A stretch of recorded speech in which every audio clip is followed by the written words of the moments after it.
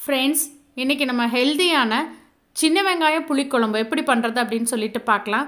வீட்ல வந்து காய்கறிகள் இல்லாத சமயத்துல சூப்பரான டேஸ்ட்ல இத பண்ணலாம். எப்படி பண்றதுன்னு பார்க்கலாம் வாங்க.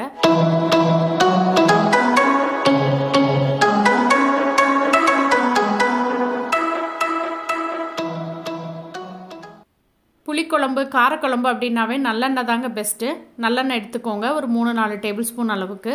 இதில் 1/2 ஸ்பூன் அளவுக்கு மிளகு 1/2 ஸ்பூன் அளவுக்கு சீரகம் சேர்த்துக்கலாம். மிளகும் சீரகமும் நல்லா பொரிஞ்சிரட்டும். இது செக்கு எண்ணெய்ங்கறனால நல்லா நுரைச்சி வருது. மிளகு வந்து நல்லா பொரிய விட்டுருங்க. கைப்பிடி அளவுக்கு கறிவேப்பிலை சேர்த்திருக்கேன். அதனுடைய வாசனை வந்து நல்லா இருக்கும் அப்படிங்கறக்காக. இதில் வந்து 1 கப் அளவுக்கு சின்ன வெங்காயம் உங்களுடைய தேவைக்கு தகுந்த மாதிரி எடுத்துக்கோங்க. நான் இன்னைக்கு வந்து குட்டி குட்டியா இருக்க வெங்காயம் வந்து உளிச்சு வச்சிருக்கேன். நீங்க எப்படியா இருந்தாலும் முழுசா போட்டு இந்த மாதிரி நல்லா பிரவுனிஷ் ஆகற வரைக்கும் அந்த நல்லெண்ணெயிலே வந்து நல்ல வெங்காயத்தை வதக்கி வந்து எடுத்துக்கோங்க.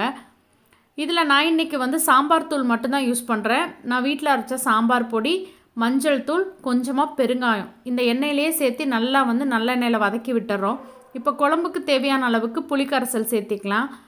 புளிக்கரைசல் சேர்த்திட்டு உப்பு சேர்த்திக்கோங்க தேவையான அளவுக்கு. இப்போ பார்த்தீங்கன்னா குழம்பு வந்து கெட்டியாக இருக்குது. ஆனால் மிளகாப்பொடியினுடைய வாசனை இருக்கும் நமக்கு, அந்த லைட்டாக பச்சை வாசனை.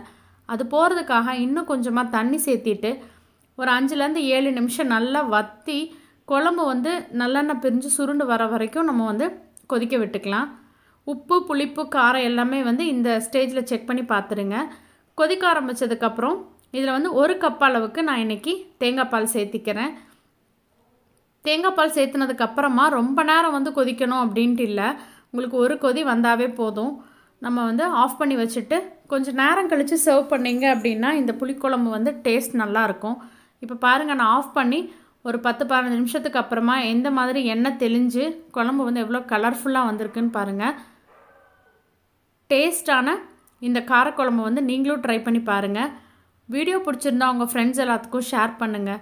லைக் பண்ணுங்கள், கமெண்ட் பண்ணுங்கள். மறக்காமல் நம்ம சேனலை சப்ஸ்கிரைப் பண்ணுங்கள். சுவையறிந்திட சுவைத்து பாருங்கள். தேங்க்யூ.